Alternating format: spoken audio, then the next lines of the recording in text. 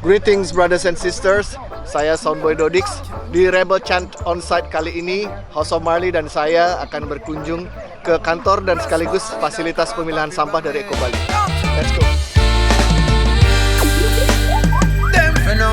Re-education, teach the youth. Tell them Africa are the foundation. Each one teach one culture and freedom, so the youths can live up and be strong. Re-education, tell them Africa are the foundation. Re-education, re-education. Hey, oh. Stand up tall like the Giza pyramid. Kabaka and the Rasayana up in this revolution time, double to the infinite, no limit. Saya sudah tiba di kantor sekaligus di fasilitas pemilahan sampah dari Eco Bali. Jadi pemilihan Eco Bali ini adalah erat sekali hubungannya dengan tagline dari House of Marley, Superior Sound, Sustainably Crafted, di mana produk-produk dari House of Marley tidak hanya dibuat dengan kualitas suara yang tinggi, tetapi juga dibuat dari bahan yang ramah lingkungan dan semaksimal mungkin adalah bahan daur ulang. Salah satu contohnya adalah speaker No Bounce ini. No Bounce speaker ini dibuat dari beberapa elemen. Kita lihat bagian depannya, ini adalah rewind fabric, di mana rewind fabric dibuat dari 30% kapas organik, pohon yang ditanam tanpa pestisida, insektisida maupun bahan kimia lainnya, yang tentunya aman bagi tanah maupun petani. Kemudian 30%-nya adalah hemp. Bagi yang tidak kurang familiar dengan hemp, bisa kalian Google sendiri.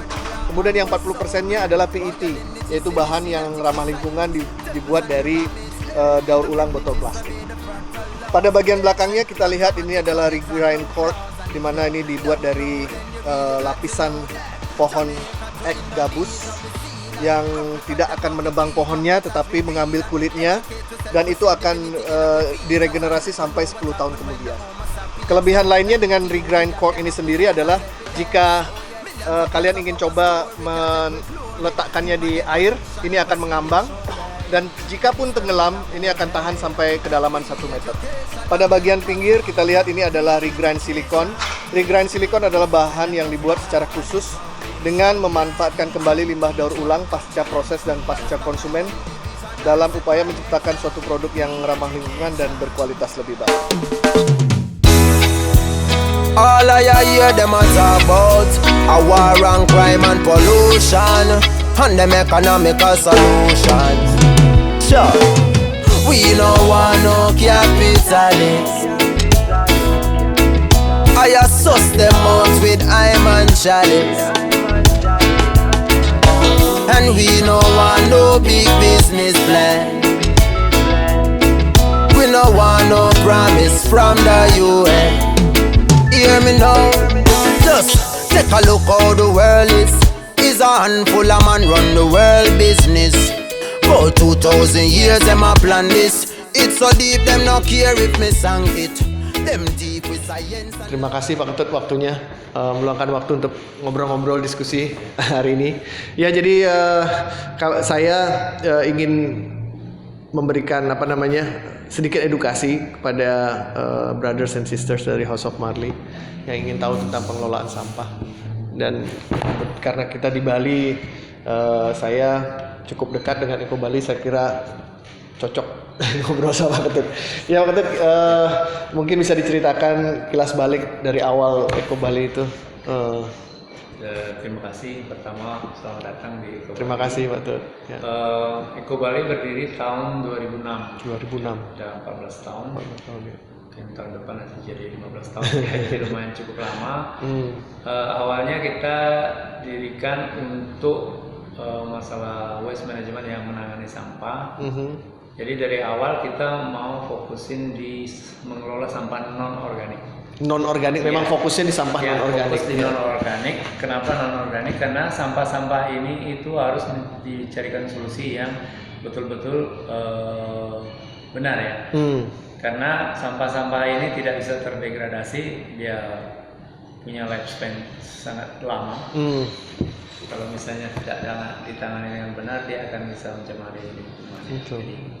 Jadi sejak awal visi misi Eco Bali adalah zero waste to landfill ya. Artinya tidak ada lagi sampah yang akan dibuang ke alam. Itu harapan kita. Itu zero waste yang dimaksud dengan zero waste itu ya. Itu bukan berarti tidak mengeluarkan Jadi sampah. tidak ada sampah yang dibuang ke alam. Karena secara prinsip kan alam bukanlah tempat sampah ya. Betul. Jadi itu misinya. Bagaimana caranya mencapai zero waste adalah kita memberikan jasa sampah dengan penekanan arus memilah sejak awal. Ya, karena dipisah sejak awal itu akan bisa mempertinggi recycling rate ya. Jadi lebih banyak barang yang bisa didaur ulang. Jadi sistem Eco Bali memisah sampah non organik menjadi 2 kategori. Pertama kategorinya kertas, yang satu lagi tempat sampah adalah untuk plastik, gelas, metal. Nah, kenapa kertas kok sendiri misalnya? Karena kertas itu adalah suatu bahan yang sangat gampang terkontaminasi, makanya kita pisah. Kontaminasi itu maksudnya seperti apa kalau dalam rumah tangga? Kalau dicampur kan biasanya kena mungkin minyak gitu, minyak. Itu udah nggak bisa berarti? Nanti kena air, nanti hancur ya. Jadi tidak bagus lagi untuk didaur ulang. Kalau yang lain kenapa kita gabung plastik, gelas, metal itu karena tidak saling mengkontaminasi yang mereka aman. Jadi yang ditawarkan ke produsen sampah? Ya, itu dengan kita menawarkan jasa dengan memberikan tempat sampah yang sudah ada tulisannya. Jadi masuk ke seperti itu ya? Ya, seperti yang hijau dan merah ya, itu maksudnya? hijau dan merah. Pertama, kenapa kita pakai sistem, kenapa kantong misalnya? Kenapa pakai sistem kenapa itu? kantong kain kenapa gitu? Pakai kantong parasut, itu kantong yang bisa dicuci dan dipakai kembali ya. Karena pertama tujuannya adalah mengurangi menggunakan kantong plastik. Kalau nggak ada itu kan berarti kita menggunakan plastik sampah lagi. Ya. Kedua adalah menjamin bahwa apa yang sudah dipisah itu tidak akan tercampur waktu pengangkutan. Ya. Jadi patut kalau alurnya itu, alur dari kerja Eco Bali itu, kan tadi dibilang menawarkan jasa pengambilan sampah non organik. Biasanya dari mulai customer itu bagaimana mereka kontak Eco Bali? Iya. Awalnya memang kita di marketing karena sistem lama ya, dulu kita masih naruh brosur. Jadi orang ngontak Eco Bali, biasanya itu customer Eco Bali yang pengen servis Eco Bali itu rata-rata orang yang sudah aware ya. Ya betul. Aware, karena mereka sudah teredukasi ya dan punya awareness itu ya. Dia mau menggunakan jasa sampah yang betul bertanggung jawab. Ya bisa dipertanggungjawabkan. Betul. Jadi mereka cukup mengontak Eco Bali, kemudian kita minta alamat dan kita langsung eksekusi, dalam arti kita langsung instalasi sistem. Nah kemudian jadi dari yang tadi Pak Ketut jelaskan menaruh 2 kantong itu merah dan hijau itu waktu menaruh pertama berarti dijelaskan ini seperti ini. Karena di Eco Bali itu konsepnya kita ada edukasi. Edukasi itulah sebelum menggunakan sistem Eco Bali kita jelaskan ya bagaimana kenapa harus memisah sampah, apa yang terjadi kalau sampah kita buang ke alam. Jadi edukasinya tidak hanya untuk separation aja, tapi kita memberikan juga edukasi terhadap kenapa kok kita harus memisah sampah. Ya itu penting. Karena begitu orang kita minta untuk melakukan sesuatu, kalau dia tahu alasannya itu akan lebih efektif. Lebih efektif ya. Datang dari diri sendiri jadinya ya, karena artinya kesadarannya itu kesadaran dirinya meningkat. Nah setelah kemudian program berjalan, sampah diambil secara reguler gitu Pak Ketut ya? Sekali seminggu biasanya? Tergantung permintaan. Oh ada bisa itu. Itu sekali seminggu. Sekali seminggu ya minum ya. Lalu dari pengambilan dibawa kemari ke fasilitas ini? Ke fasilitas sorting center itu pemilihan. Ya, nanti akan ada disortir secara manual, ada orang yang itu nanti disortir lebih mendetail. Karena di awal kita bisa cuma jadi 2, tapi setelah di sini itu akan masing-masing bisa menjadi 10 jadinya, 10 kategori ya. Oh gitu. Nanti kita lihat sana ya 10 kategorinya apa di sana. Nanti lebih jelasnya di sana. Oke. Setelah dipilah itu kemana larinya Pak? Setelah dipilah nanti begini, itu seharusnya langsung pergi ke pabrik daur ulang. Di Bali ada di Bali? Di Bali belum ada pabrik daur Paling dekat di Semua mana? ada di Jawa Timur berarti. Di daerah Jawa Timur. Pabrik daur ulang itu ada di Pulau Jawa, dari Jawa Timur sampai Jawa Barat. Berarti kalau untuk daerah Bali kita memilih Jawa Timur. Yang terdekat ya. Kita Surabaya, Sidoarjo, Mojosari gitu ya. Yang terdekat karena itu ujungnya akan ada perhitungan transportasi cost ya. Berarti untuk menghemat ya berarti pilih yang tempat yang paling dekat. Artinya kerjasama dengan mereka juga sama-sama mereka mendapat membeli. keuntungan juga gitu. Ya, pabrik Membeli kan sistemnya. Karena pabrik itu ini bahan bakunya mereka. Oh, Bahan oke. baku. Ya, Iya, iya. segel itu kan bahan baku. Betul. Didaur ulang lagi dijadikan sesuatu ya. Hmm. Nah, ada beberapa yang kita juga kerjasama dengan karena tidak semua orang bisa masuk pabrik. Ya, betul. Ya, karena kuota ya. Ya. Kalau yang bisa paling ada satu pihak ketiga juga yang biasanya. Ya. Tapi kalau untuk Tetra Pak kita langsung ke pabrik. Karena kita punya akses langsung ya. Itu membangun jaringan itu berapa lama Pak? Maksudnya dari bisa sampai menemukan Eko Bali ya sejak awal berarti udah 14 tahun ya. Iya. Kalau sama Tetra Pak kita udah 2007. 13 tahun juga membangun jaringan. Lumayan lama. Pengenalan maksudnya mengenal bahwa pabriknya ini yang membutuhkan barang-barang ini itu dari ada ceritanya Oh gimana? itu karena ini program ya. Iya. Tetra Pak kan mereka yang memention artinya mengasih pabrik ini gitu. Oke. Karena mereka sudah ada kerjasama. Itu kalau Tetra Pak, kalau yang produk yang lain maksudnya Produk yang lain ya? itu karena recycle barang lain kan sudah lama ya. Sudah sejak lama Lama. sebenarnya. Mereka yang approach atau Pak Ketut yang mencari Enggak. sendiri? Pabrik sudah ada relasi di sini. Oh Ada gitu ya. Kayak agentnya ya? Ya agent. Ada Ya, agentnya kita di sini agent mereka. mereka karena seperti saya bilang tadi tidak semua orang bisa masuk. Masuk akses ke sana, punya akses ke pabriknya. Ada agent tertentu yang bisa masuk. Karena Tapi Pak kebutuhan kuota itu tadi. Kuota itu tadi ya. Tapi Pak Ketut sendiri punya pengalaman pernah visit ke pabrik-pabrik yang Pernah. jadi ini? Ya. Oh. Ya. Ya jadi betul-betul kalau dari obrolan tadi itu memang betul-betul bisa dipertanggungjawabkan alurnya kan gitu ya Pak Ketut ya sampai ke pabriknya itu sendiri. Wah, menarik. Nah, saya juga sempat buka di apa namanya? Di web itu ada program edukasi Pak Ketut ya. Iya. Jadi program edukasinya seperti apa ya Oke, Pak? Mungkin saya lebih lanjut saya singgung dulu di Eko Bali sendiri itu ada 3 divisi yang ada di Eko Bali. Iya. Pertama itu yang main bisnis kita adalah service jasa sampah ya. Jasa sampah. Yang kedua itu kita ada program pendidikan. Ya, program Ya. pendidikan edukasi. Yang ketiga itu kita ada divisi namanya product development. Product Jadi pengembangan produk dari barang-barang yang belum ada solusinya. Ya, jadi ada 3 divisi. Jadi program pendidikan itu adalah tadi karena misi Eko Bali juga walaupun kita jasa sampah tapi kita memberikan edukasi juga. Ya. Karena Eko Bali ini adalah satu perusahaan ya PT Bumi Lestari Bali. Ya. Kita bentuk PT ini sejak awal dengan konsep namanya social enterprise. Jadi dia bisnis tapi sosial juga gitu. Iya. Satu sisi ada sosialnya berarti tidak pure 100% Bisnis ya. karena Ya. kita perlu juga ada sosial pendidikan tadi seperti misalnya mensupport beach clean up. Iya kan, betul. sosial ya. Iya sering kita ikut. Ya. Kalau program itu meliputi program pendidikan yang awalnya kita bekerja sama dengan produsen ya, dengan Tetra Pak itu. Iya. Jadi program edukasi, terus lama kelamaan kan semakin meluas. Jadi Iya. salah satu juga program itu kita buatkan juga program adopsi. Apa itu Pak? Adopsi itu misalnya kita punya program paket itu, misalnya pendidikan sekolah. Itu kan ada cost-nya. Nah, kalau misalnya ada orang yang mau adopsi, misalnya satu perusahaan ya, bisnis tertentu misalnya yang mau go green istilahnya, ya dia bisa mensupport itu. CSR itu. ya mungkin ya. CSR-nya. CSR Ya. sosial. Ya, Oke. itu ada school, kemudian ada village, misalnya bisa mengadopsi kampung misalnya.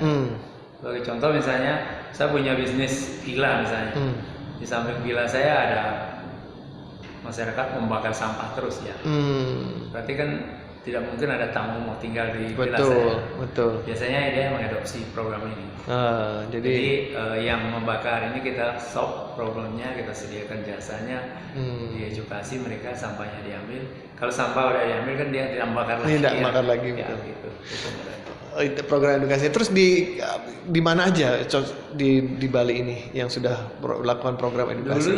Dulu ya dari awal itu kebanyakan karena itu juga masalah adopsi school itu sama juga itu konsepnya karena banyak villa-villa yang dekat sekolah yang biasanya dia mau ada nggak solusi untuk memecahkan masalah bakar.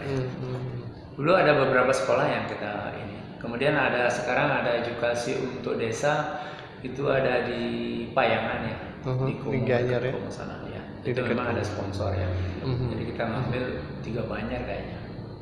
Mengambil sampah non organiknya karena selama ini mereka buang ke sungai. Aduh. Ya. Iya. Jadi ya lumayan sekarang udah mulai bagus. Iya, saya kira itu masalah di mana-mana, terutama di daerah-daerah, di desa-desa ya, desaan ya, maksudnya fasilitasnya, infrastrukturnya nggak ada, jadi mereka akhirnya yang termudah. Sekarang bayangkan aja yang infrastruktur yang ada kan Bali Selatan. Ya. Bayangkan yang Bali Utara, yang jauh dari infrastruktur itu apa yang terjadi? Pasti kalau nggak dibakar, ya dibuang ke tanah kosong, tanam gitu ya, ke sungai. Bawa ke laut pasti itu. Jadi makanya kalau berapapun kita bersihkan pantainya kalau kita tetap membuang di sana itu ya. Dari apa namanya? Dari hulu ke hilir harus. Ya, harus dari hulu ke hilir. Ya. Nggak bisa cuma di hilir saja. Ya. Kalau mau branding biasanya di hilir doang ya. Ya. Nah, tadi Pak Ketut bilang ada divisi produk ya Pak Ketut ya. Terus tadi bicara divisi produk ada barang yang belum ada solusinya ya tadi Pak Ketut bilang ya. Apa itu contohnya seperti apa itu Pak? Gini, yang tidak ada solusi dalam arti sebetulnya misalnya gelas sekarang botol ya. Botol dari wine itu kan nggak ada value. Jadi orang biasanya malas melakukan itu. Memang bisa didaur ulang cuma kadang-kadang karena nilainya terlalu kecil orang tidak mau deal dengan itu. Ya karena tidak ada margin nanti ngapain tidak ada margin ya. Artinya dari botol-botol yang jarang laku itu kita upcycling namanya. Upcycle bukan recycle ya. Tapi upcycle jadikan gelas minum misalnya. Itu salah satu contohnya ya. Ya itu upcycle. Ntar lagi kita lihat itu contohnya. Itu kalau orang mau beli bisa itu Pak Ketut? Bisa. Memang kita jual sementara kita ada sistem marketing yang mungkin di web atau ada gerai-gerai yang kita consignment ya. Ada beberapa titik dulu ada di Bali Buddha, hampir semua outlet Bali Buddha ada. Dulu ada di Bintang Supermarket tapi sekarang dia terbakar. Itu di sana ya.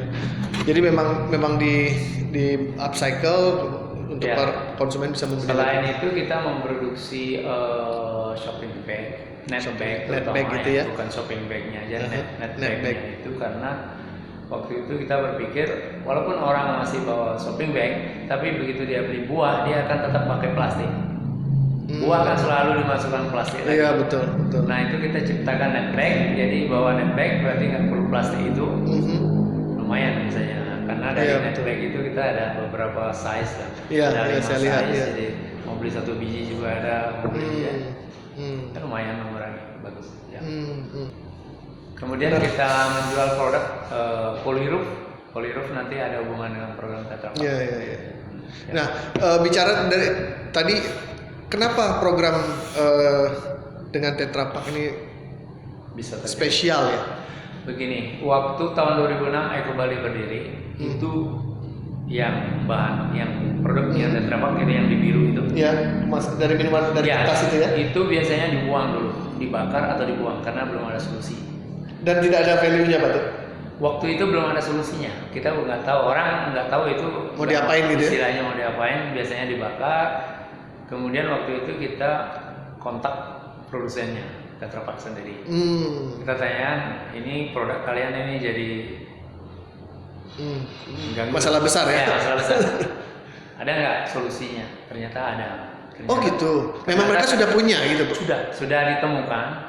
Mereka sudah ada solusi, makanya akhirnya kita sign MOU ya. Sejak itu kita dikasih mandat untuk bertanggung jawab untuk Bali dan Lombok waktu itu. Jadi program ini hanya ada 4 di Indonesia, satunya di Bandung, Jakarta, Surabaya, sama Bali. Oke. Jadi yang di Eko Bali diberikan Eko Bali lah yang jadi penanggung jawabnya. Iya, iya. Nah, jadi sistem pemilihannya bagaimana? Mungkin bisa dikasih lihat produk yang Kalau di sistem Eko Bali dia masuk ke kantong hijau ya, di kertas ya. Karena sementara kita masukkan kertas, tapi itu kita dapat bukan dari klien Eko Bali saja, tapi ada beberapa dari sumber lain, seperti misalnya jasa-jasa sampah lain. Jadi pokoknya untuk Bali kategori itu hanya Eko Bali yang bisa membawa ke pabrik. Kenapa spesial Pak dari bahannya? Kenapa sulit dia dipilah Pak? Tidak bisa dipilah begini, biasa gitu. Kemasan saya jelaskan, itu Tetra Pak itu membuat boxnya saja, bukan isinya. Dia khusus membuat kotaknya saja. Jadi masing-masing brand membeli sama dia. Misalnya susu Ultra beli, Peso beli, jus juga beli dan sebagainya. Nah itu dari kemasan itu sebetulnya itu multi layer. Ya, lapisannya banyak. Itu ada plastik, ada kertas, ada aluminium. Cuma dia ada 7 lapis. Nanti saya jelaskan lebih detail. Ya karena multi layer berarti ada agak sangat sulit kalau langsung didaur ulang, harus proses dulu ya. Jadi karena sudah ditemukan, mungkin langsung aja nanti ke itu terdapat karena di sebelah sana. Itu persis ini ada penjelasannya. Jadi ada 7 lapis, itu 74% ada kertas. 74 atau 75% itu sebenarnya kertas. Kertas yang kualitasnya sangat bagus. Namanya dia serat panjang, long fiber, itu hanya didapat dari virgin, serat dari kayu. Tidak bisa dari daur ulang. Jadi Tetra Pak menggunakan yang virgin fiber, itu istilahnya virgin fiber ya? Ya, virgin fiber dari hutan yang mereka sudah punya sertifikasi, tidak, bukan ilegal ya. Jadi itu, nah karena kandungan kertasnya 95% itu banyak banget. Dan nah ini biasanya yang memerlukan adalah pabrik kertas. Pabrik kertas dia berkepentingan untuk dapat yang 75%. Nah selain 75% itu ada 20% plastik. Ada 5% aluminium foil. Jadi berlapis-lapis. Terutama itu untuk kemasan yang artinya long last ya, maksudnya yang expirednya lama. Untuk kalau susu misalnya UHT lah ya. Untuk masa ini ya. Ya, kalau susu segar sih nggak pakai aluminium. Itu yang lapisannya. Jadi nanti yang di pabrik kertas yang 75% itu akan didaur ulang menjadi kertas lagi. Tapi fasilitas itu memang bisa, mereka punya alat untuk memisahkan layer itu Pak betul ya? Itu yang nggak punya, yang tidak sembarangan punya. Yang ini aja yang perusahaan yang ditunjuk oleh Tetra Pak. Ya, itu mereka dikasih fasilitas mesinnya untuk bisa memisahkan itu antara kertas dan plastik aluminium. Gitu. Yang kalau Eko Bali ngirimnya yang di mana Pak? Fasilitasnya di mana? Di Jawa Timur. Di Jawa Timur. Ya, di pabrik kertas Jawa Timur. Itu di maksud saya pemilahannya itu di Jawa Timur juga. Yang ya pabriknya di sana. Iya, ada di situ. Saya jelaskan. Ini pabriknya yang untuk separasinya itu ya. Dia langsung bekerja sama dengan pabrik kertas apa dari itu baru dikirim ke pabrik kertas? Enggak, ini di pabrik kertas. Di dalam pabrik kertas sendiri. Kertas sendiri. Lalu apa yang terjadi dengan layer yang tidak dipakai oleh mereka, Pak? Nah, ada satu perusahaan yang 20% sama 5%-nya itu, ada satu perusahaan lain membuat atap. Gitu. Dari yang plastik dan metal itu? Iya, dari plastik. Dari aluminium itu. Iya.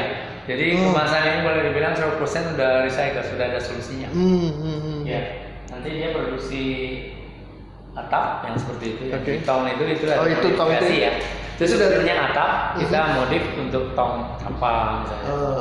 Tong kompos. Composting gitu ya bisa ya. Ya, composting pakai. Termasuk board ini juga ya? Ya, semua board ini juga dari recycle. Yang itu mebel-mebel. Iya. Itu dari plastik sama aluminiumnya aja. Plastik dan aluminiumnya saja. Jadi kertas. Iya.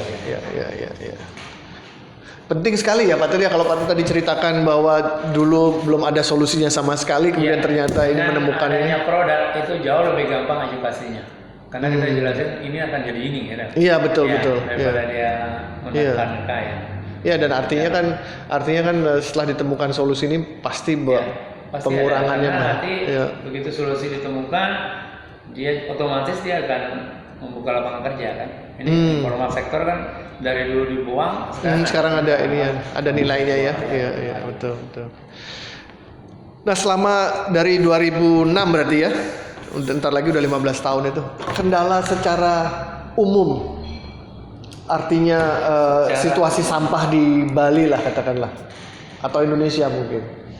Kendalanya apa? Kenapa dari dulu, dari tahun ke tahun? Sampah itu seperti saya sebutkan tadi adalah ada beberapa paket yang harus dilewati ya. Pertama itu ada awareness, kepedulian melalui edukasi. Yang paling berat itu adalah infrastruktur ini. Ada beberapa infrastruktur yang harus ada. Jadi edukasi oke, kemudian ketersediaan tong sampah nih, misalnya infrastruktur kalau sampah kan tong sampah. Fasilitas itu ya. Ya, infrastruktur yang berikutnya adalah pengangkutan secara reguler. Kalau ada tong sampah nggak ada ngangkut, percuma juga. Betul. Pengangkutan secara reguler, kemudian ada infrastruktur tempat seperti Eco Bali sorting center. Iya betul. Ya, yang terakhir itu pabrik daur ulang. Ini harus ada. Iya. Kalau sampah ada Eco Bali, tidak ada pabrik juga. Iya, mau kemana di bawahnya? Terakhir inilah yang kami menyelesaikan pabrik daur ulang. Makanya semakin banyak barang yang bisa didaur ulang, semakin sedikit sampah yang dibuang ke alam. Ya. Sekarang kenapa tas kresek masih banyak di jalan ya? Pertama kendalanya dia adalah value-nya rendah. Orang nggak mau deal dengan value rendah ya. Namanya kalau untuk ini kan orang walaupun pemulung pun dia bisnis. Ya kalau nggak menguntungkan ya nggak akan ambil. Ya. Mereka hanya mengambil yang ada value-nya, misalnya kaleng, kardus dan sebagainya. Nah sekarang ini kenapa kita nggak pernah lihat kaleng di jalan? Karena sudah orang pasti ambil. Kardus juga jarang. Nanti kalau misalnya tas kresek dengan harga yang lebih menggiurkan, itu tidak akan ada lagi proses, apalagi sudah ada pergub untuk melarang pemakaian single use plastik itu ya. Itu kendala. Kendalanya. Jadi memang harus dibangun dari semuanya, infrastrukturnya berbarengan, harusnya nggak bisa satu-satu, edukasi terus tapi fasilitas tidak ada. Harus satu rangkaian. Dan semua orang harus harus terlibat. Ya itu penting sekali. Karena kalau orangnya pinter tapi fasilitas nggak ada, konsumen doang yang berpikir. Sekarang dari pemerintah sendiri juga sudah mendorong produsen. Sebenarnya produsen sudah didorong dari 2008. Iya betul. Tapi sekarang ini lebih masif karena mereka harus wajib ya. Law enforcement penekanan itu. Iya, saya kira memang harus ada. Karena sebenarnya bisa mereka kalau dari itu misalnya hitunglah setiap barang yang dijual mungkin Rp1 untuk biaya untuk penanganan. Iya betul, sebenarnya bisa. Iya, setuju. Nah, setelah 15 tahun ini apa goalnya Pak Eco Bali sendiri? Jangka pendek, kemudian jangka panjang. Jangka pendeknya sih ya saya rasa pertama yang kita kan Eco Bali baru masih di sini doang gitu. Ya kita pengen ya minimal sebenarnya mengcover Bali lah. Karena intinya di tempat lain juga orang menginginkan penanganan yang lebih bertanggung jawab ya. Jadi itu untuk jangka pendek, jangka panjangnya mungkin ya menjadi lebih besar dan masyarakat lebih sadar. Ya itu yang harapan kita. Kalau ada yang ingin misalnya bikin program ya bersih sungai, bersih pantai gitu, bisa disupport sama Eco Bali ya Pak? Masih, kita kan masih selalu programnya. Ya, masih kita kan Eco Bali kan banyak ya, dulu kan sering kita bekerja sama dengan karena di Bali banyak komunitas yang lingkungan, ada Balai Plastik Baik, sekarang ada Make a Change ya mungkin Make a Change sama si sekarang mereka bikin program bersih sungai ya. Ya kita tetap kita juga kebetulan kerjasama dengan Desa Timur Benang.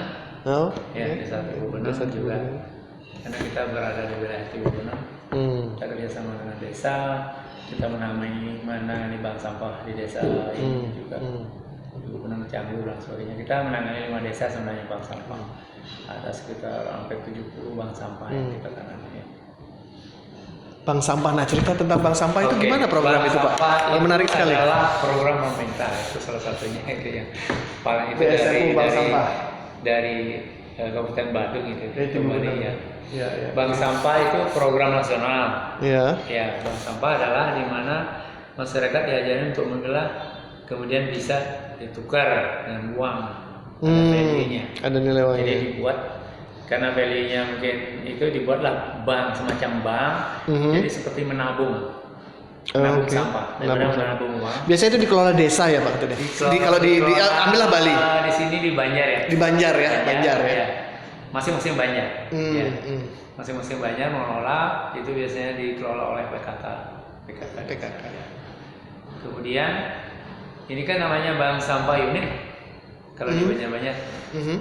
Nanti ada bank sampah sentral kayak Eko Bali ini. Jadi nanti semua kita ambil di Banjar bawa sini. Ya. Nanti kita yang ke pabrik atau bawa ke agen-agen yang bisa masuk pabrik.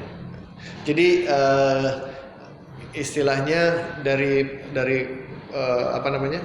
masyarakat dimasukkan bank sampah, kemudian menjadikan value uangnya Eko Bali yang mengatur ke pabriknya. Kami membeli di bank sampah. Oh, langsung berarti ya, langsung membelinya. Ini kalau bank sampah itu bisnis. Iya. Bisnis jual beli. Jual beli. Tapi jual beli yang bertanggung jawab, maksudnya artinya kan efeknya besar sekali ya, Pak. Iya. Kalau itu ada harga sih memang. Iya, betul. Harganya di sana berapa kita harga beli. Iya, dan itu murni bisnis ya. Cuman ke maksud saya ke lingkungan sendiri, ke lingkungan hidup besar sekali pasti ininya, efeknya ya. Bayangkan itu kalau itu tidak ada bank sampah berarti kan mereka dibuang. Dan misalnya ambil contoh di Tibu Beneng aja, Pak Ketut ya. Iya. Pengambilannya berapa seminggu, berapa kali atau setiap hari mungkin? Di bank sampah. Di bank sampah. Dulu waktu masih aktif sebelum Iya. Covid ya, Iya. itu seminggu sekali ya. Seminggu sekali. Berapa kapasitas berapa bisa diambil tuh, Pak? Banyak Ton? banget, banyak Satu banget. truk, 2 truk? Satu truk? Iya, kadang-kadang satu truk. Satu truk Biasanya kalau sekali ambil mungkin ada 2 pickup. Gitu. Ya. Kadang-kadang kalau misalnya ada beberapa banyak yang bergabung di situ, satu engkel. Satu engkel bisa. Banyak, lumayan banyak. Nah, itu bayangin aja itu ya, kalau dulu belum ada bank sampah, berapa yang ke alam ya? Kalau nggak ada itu bayangkan itu ke alam atau kalau ke TPA itu udah Belum ke sungai lagi. Kebuang ke sungai. Iya, itu program menarik sekali. Bagus sekali ya, Pak, program itu. Saya kira harusnya di setiap daerah juga harus mulai membuat desa. desa. Karena sebenarnya sampah itu ditangani semakin kecil, skupnya semakin gampang. Semakin kecil. Iya. Ya, kalau misalnya masing-masing Banjar mengelola sampahnya sendiri, pertama dia tidak memerlukan tempat perusahaan. Iya, betul. Transportasinya murah karena dekat situ doang. Betul. Berarti prinsipnya sampah, makin ke akar rumput makin lebih mudah dikelola ya, Pak Ketut. Paling ya akan residu aja. Residu yang harus dipikirkan mungkin apakah pemerintah bisa memfasilitasi atau gimana. Nah, kalau program composting sendiri dari Eko Bali punya, Pak? Maksudnya program kerjasama atau gimana sistemnya? Karena Eko Bali hanya menangani non organik. Betul. Berarti kan masih ada organik. Betul. Kita bukannya mengabaikan, kita tetap ada program composting on site. Di tempatnya. Di kita lokasinya tidak ini. Tapi kita ada di produsennya ya, maksudnya di produsennya ya? Ya, di produsen sampah. Karena itu juga seharusnya ada sedikit tanggung jawab lah produsen. Betul. Minimal kamu buat kompos lah. Jangan semua dibawa keluar. Karena kalau semua keluar, pertama dia akan menambah polusi kan. Betul. Kalau bisa dikelola di rumah, mungkin bisa lebih sedikit jadinya. Yang paling sederhana sistem composting, misalnya gini, kalau ambil contoh di rumah saya gitu, tanahnya udah nggak ada, semuanya di paving. Pakai apa, Pak? Bisa dilakukan? Apa harus itu ada beberapa sistem composting ya. Kalau misalnya yang paling sederhananya biopori sih ya. Tinggal melubang itu aja. Tapi kalau udah di paving semua kan nggak bisa. Betul. Itu ada sistem composting yang kebetulan Eko Bali tidak punya, yang wet composting ya. Istilahnya wet composting. Ya. Itu karena itu sampah basah ya, karena nanti dia menghasilkan itu maggot namanya black soldier fly. Maggot namanya sekarang itu lagi ngetren. itu sebagai pakan ternak dia. Karena nanti ular. Iya. Ya keluarnya ular. Ya. Oh itu bisa jadi makanan biasanya ternak. kan kendala orang membuat kompos kan bayangannya nanti serem lah. Ya ular kayak takut ya. Kalau sistem Eco Bali itu dry kompos. Jadi kita akan mendapat pupuknya. Dan kalau itu harus yang bersentuhan basah sama itu, tanah ya Pak ya? Dapat pupuk cair, kalau yang basah. Pupuk cair. Ya, sama maggot itu. Maggotnya itu. Ya. Tapi kalau dry itu memang harus bersentuhan dengan tanah ya, bikin lubang gitu ya. Harus ke tanah. Harus ke tanah. Harus ke tanah. Banyak ya programnya. Ya banyak. memang, Kalau misalnya nggak mau ribet ya tinggal buat lubang aja nanti. Cuma ribet juga akhirnya buat lubang lagi, karena prosesnya lama. Iya. Nah kalau ada yang mau tahu info tentang Eco Bali, program-programnya, terus servis yang di ini, kemana bisa lihat Pak? Di web aja. Websitenya. Apa websitenya Pak? www.sco-bali.com ya. Oke. Ya. Jadi bagi yang ingin lebih jauh mendapatkan informasi bisa ke website Eco Bali. Tadi kita sudah ngobrol, berarti Pak Ketut bisa ke fasilitas pemilahannya. Okay. Let's go. Inilah tempat pada saat kami datang dari pengambilan di customer, nanti pickupnya mundur di sini, semua kantong merah akan dituang ke dalam balik ini. Ini ada pembatasnya ya. Jadi kantong hijau akan dituang ke sebelah sana. Ini dari awal masuk ini Pak. Dari awal masuk nanti dia akan unload di sini ya.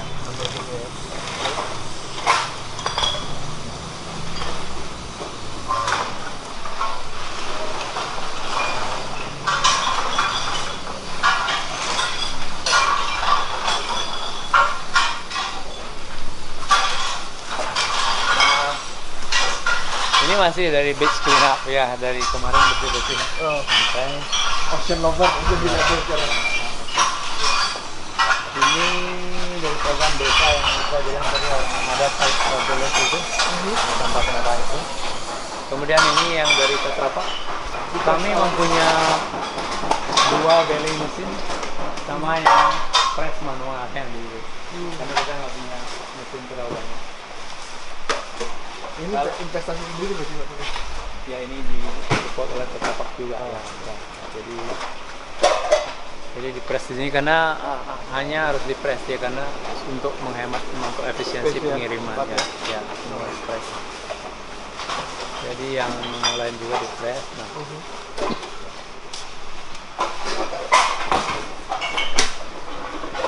Ini yang saya jelaskan tadi yang itu blok ini, itu yang merah tadi. Merah tadi di situ, ini yang hijau. Yang sini kan kebanyakan kertas akhirnya ya. Ya dari kertas itu ini saya bilang tadi ini ada majalah, ada kertas koran, ada kardus, ada tetrapak juga termasuk kertas ya di sana. Dimasukkan di kertas tadi di sana. Kalau kertas lain di kertas di sini kardus di mesin. Yang ini manual ya, diinjek-injek. Kemudian di sini ini barang dari bank sampah khusus. Oh ini khusus di ruangan untuk dari bank sampah. Dari bank sampah. Kenapa dipisahkan Pak Tuh? Biar karena pengamilan gampang bukan kantong, ininya. nggak kantong ya soalnya, bukan kantong terpisah soalnya. Karena ini rata-rata sudah terpilah ya. Kalau bank sampah kan sudah terpilah. Ya. Nanti dari dibersihkan. Dari produsen sampahnya sendiri ya. Dari bank sampah. Dari bank bank sampah juga ya. punya misahin juga. Ya. Itu kan per kategori kita beli. Misalnya per kategori. Bukan campur ya. Bukan campur ya. Ya. Ambil juga ya. Ya makanya saya bilang untuk bikin tempat seperti ini kan spasi yang penting sekali ya. Karena ini juga kurang luas juga. Ya. Itu jelas-jelas botol-botol. Ya beginilah situasinya. Jadi untuk edukasi kan kita sering juga kedatangan dari sekolah-sekolah, anak sekolah biasanya dijelaskan teori dulu, kita ajak ke sini supaya ini untuk mereka mengerti bahwa sampah itu tidak berakhir di tong sampah. Ada banyak kerjaan lagi dan melibatkan orang. Jadi sehingga dia aware, berarti dia harus bertanggung jawab terhadap sampahnya. Gitu. Dan minimal dia ngelihat ada maksudnya merasakan bau, wah bau ya. Ya inilah sampah kaya. Iya. Si bau ya. Di rumah sih. Nah, ini kresek juga bisa. Iya. Ya, kresek.